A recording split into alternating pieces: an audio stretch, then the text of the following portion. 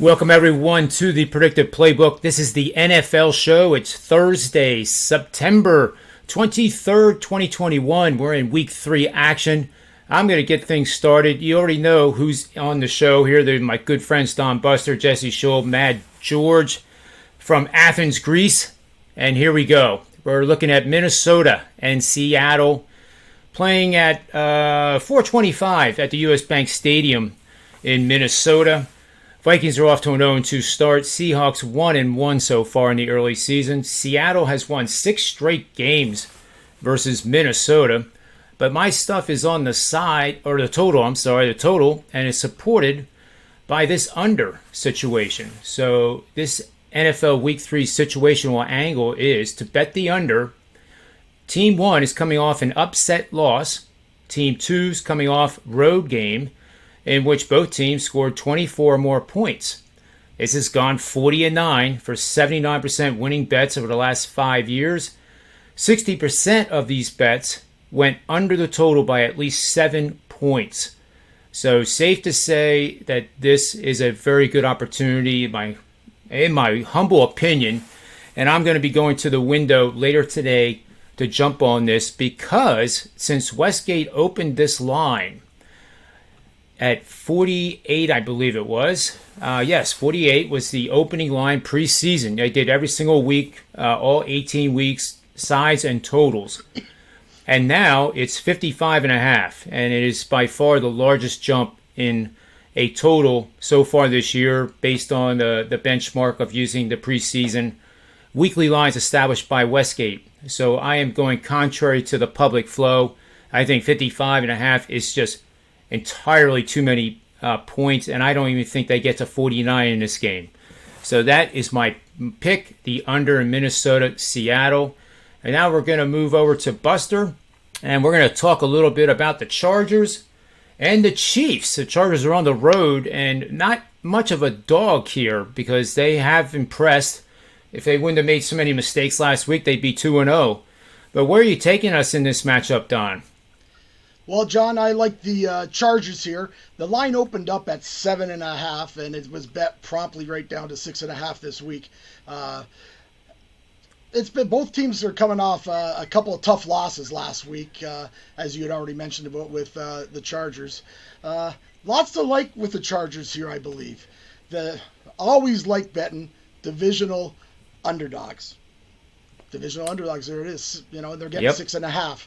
Also, if you go through the stats, now I know it's only we've only had 2 weeks, but the Chargers, believe it or not, total offense, number 5 in the league. Kansas City, number 9. Now we know that will change as the season progresses, but it's just a little stat. Also, we got the Chargers with a 13th ranked defense, and the Chiefs are dead last. Those are the kind of things that you like when you're going to be betting an underdog, when they're actually statistically, now I don't want people putting in comments saying that, of course, Kansas City's got a better offense, but right now, statistically, we've got the Chargers with a better offense and the better defense. We like that. Justin Herbert has to just manage this game, has to mix up the run and the pass, manage the game, and keep Mahomes off the field. We're not going to kid everybody. We know Mahomes is going to get their points. But Chargers have that, that don't break defense. Like the bend, don't break. They've been playing that way for years now. And I think they do it again today in this divisional rival. John, just a couple things for you. Trends. Road team in this series is 12-3-1 against the spread. And the Chargers are 4-1-1 in Kansas City. So give me the Chargers plus 6.5 right now, and actually even look for a 7 if you can get it, because I think they're going to be coming out by Sunday.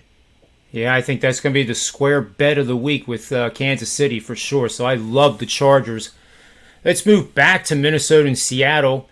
I teed that up for my under play, and Jesse Scholl's got a couple of prop bets that he wants to discuss in this matchup as well that ties in where the current market is priced. So take it away, Jesse.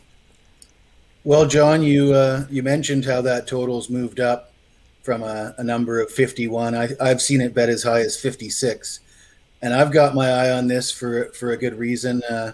I tend to look at these games where the total's sky high here, and I find that often the books don't adjust the player performance props accordingly. And so I've got my eye on two of those for this game with the projected high score.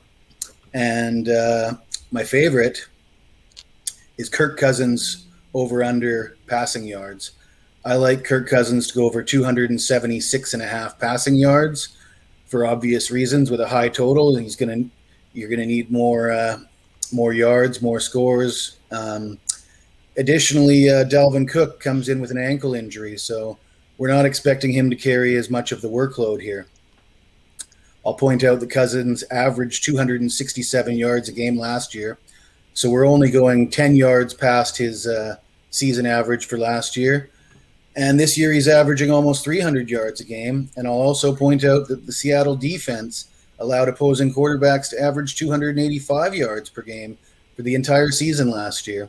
So given the high total, those averages, go with Cousins over 276 yards. And real quick, as long as you can get Chris Carson under 2-1 for an anytime touchdown, we'll take that as well. I love that pair of bets, too. That makes a lot of sense. Let's move to the last play here with Mad George. This is a great matchup. Dolphins-Raiders, 4:05 p.m. at Allegiant Stadium, which is just an incredible arena. It's a stadium. But anyway, Miami's won 7 of the last 8 games versus Las Vegas. This line before the season started at Westgate was the Raiders as a plus. I'm sorry, the Raiders were -1. And now the Raiders have really defied all logic of expectations, winning that game in Pittsburgh last week. That I don't think too many people saw that coming. And now the market has adjusted, and his question is whether the market is over-adjusted at 4.5 as a home favorite against these Dolphins, which the Dolphins are a very good team in their own right here in the AFC East. So I'm interested to know, George, where you're going to take us with this. So that's an interesting point you brought up. One of the reasons that I actually like the underdog in this game. I'll give you one reason. The only reason to not bet this game is the revenge factor. Since the Dolphins knocked out the Raiders last year on a 44-yard field goal, last play of the game on December 26th, that's the only reason I don't make this play a 4% or a 5% because of the revenge factor. Other than that, I don't see Jacoby Brissett as a worse quarterback than Tua. I think he's a better game manager. I don't see any reason for the overreaction as far as the quarterback. On the other hand, Las Vegas has made 2 statement wins. I understand that. I believe the square side will be laying the 4 with the Raiders. And I do have one very interesting trend. The Dolphins are 4-0 against the spread in their last 4 games after scoring less than 15 points in the previous game. And they're 6-0 against the spread in their last 6 games following a straight-up loss. That's not enough. How about 4-0 against the spread in their last 4 as a road underdog? Everything says Miami. Take the Fins +4. Good luck. Oh, I love it, guys. I love these quick-hitting segments. So let's summarize here. We have the under 55.5 from me in the Seattle-Minnesota matchup. We have Buster on the Chargers, and probably would sprinkle a little bit on the money line, I think, on that one too. Jesse Schultz back in the Minnesota-Seattle game with Kirk Cousins over the passing yards of 276. And as long as Carson, anytime touchdown is 2-1 or less, that's also going to be a prop bet for him. And lastly, Mad George is all over the Dolphins, and I like that play as well, and I think you sprinkle that too on the money line. So guys, thanks for your time. So on behalf of Mad George, Jesse Schule, Buster, myself, sportsmemo.com, wagertalk.com, may all the wins be yours.